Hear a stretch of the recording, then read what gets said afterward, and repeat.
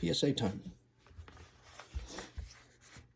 Got a regular order back today. Actually, I'm going to show, I haven't done a video on these.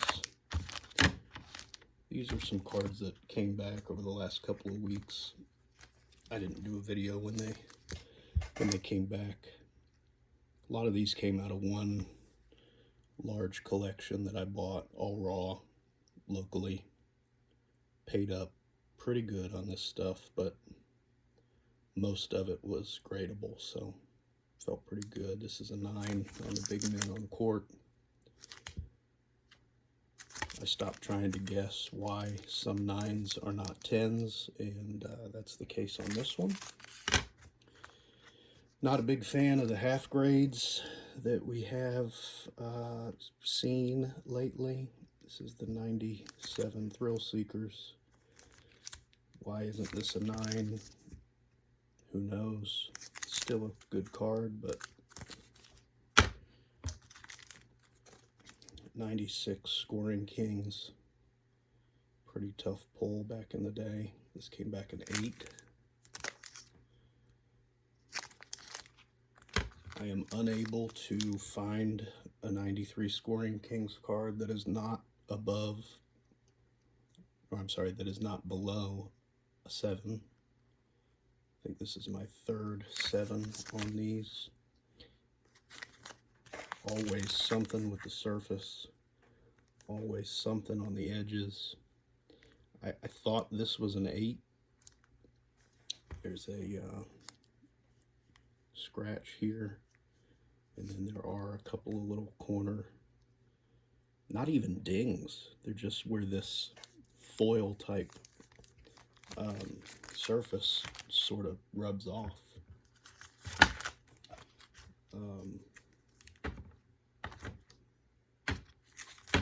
This one went to Beckett because I actually thought it had a chance at a pristine 10. I mean, literally nothing wrong with this card. Now, Beckett said the centering was a 9, which I compared this to other gem mitt cards, and it looked the same. So, at least Beckett tells you what's wrong with a card, which I guess I appreciate. But, so a 9 on the centering, everything else was 9.5, which again, I stopped trying to guess what the difference between a Beckett 10 and 9.5 grade is. I think it just depends on the day and the grader and their mood. So that's fine. I mean, it's a minimum gem mint 10 now, but nothing wrong with that card. This did not come in that collection. I actually pulled this out of a pack years ago.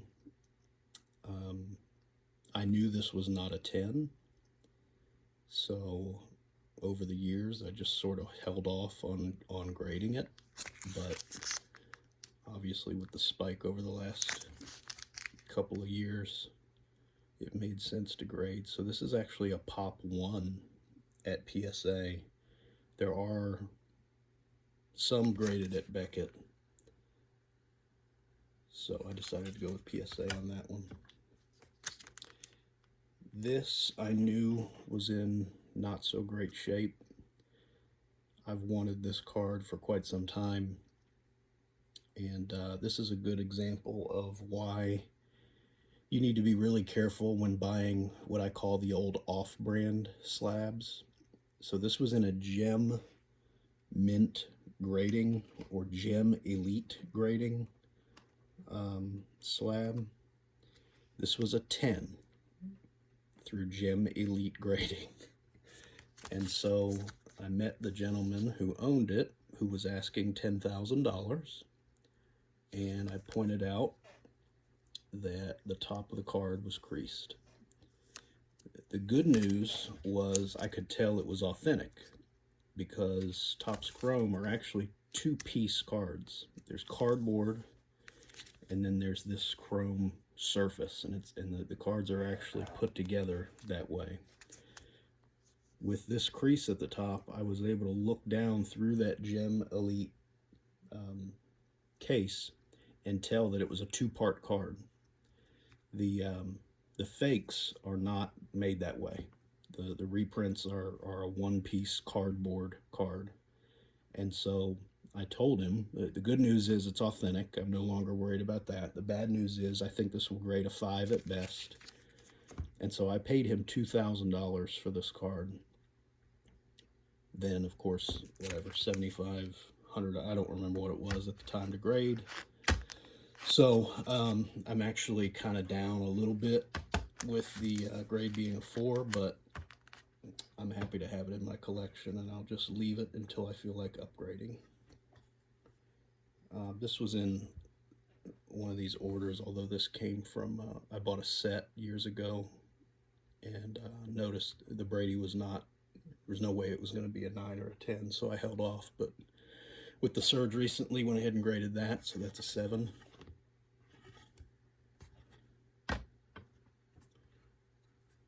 Bought that raw thinking it was a 9 or a 10. The only issue with this card is a small surface scratch right here. So if that's what it takes to be a 9, then this is a 9. And then this was actually a crossover. I bought this in a True Gem BGS 9.5, and I sent this in as a crossover where I didn't crack it. I put minimum grade 10, so they weren't going to crack it and grade it whatever they felt like. And somewhat surprisingly, it came back a 10. Now, they're not, PSA's not doing that right now, and who knows if they'll get back to it, but that was a nice upgrade. So these are, I believe, all from that Jordan Kobe collection that some of those first cards were out of.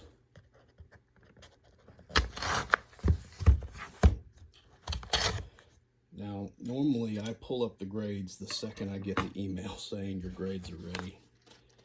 And I just decided not to do that on these. So I may be very happy here, or surprised, or disappointed. We'll see. Give you an idea on the dates. This order was submitted on 2/8. It was received, meaning logged in the system, on 2/23. And this was their $50 level. I can't keep up with what they call their stuff these days, so couldn't tell you. Was that regular? I think it was regular at that time. So let's see how we did. My streak with Ultra just continues here. So power in the key, this is a 7. It does have corner wear.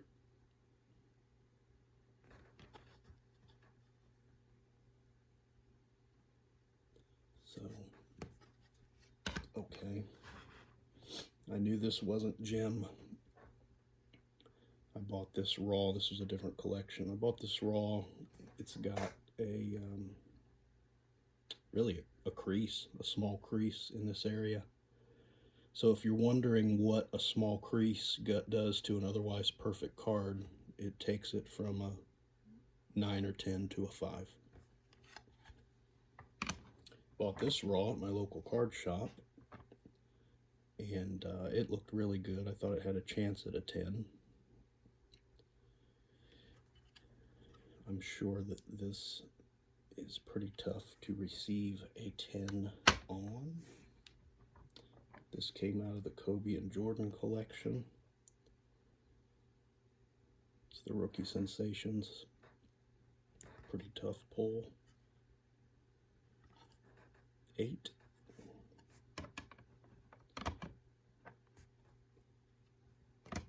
Same card, not the refractor. Nice to get a 10 on that. Kobe Jordan. Jordan Kobe. I've noticed sometimes they'll slab it upside down, or not upside down, but yeah, upside down with Kobe on the front. Technically, this is the front, so nice to see a 10 on that. This is a cool one. Same collection, Cyber Metal Kobe. 8. Little, just slightest bit of whiting on the corners. A lot of these 8s used to be 9s. I don't think anybody can argue that. High Voltage Kobe, 7. It's got a little corner wear here. Okay. Electrifying, 8. Again, slight corner wear.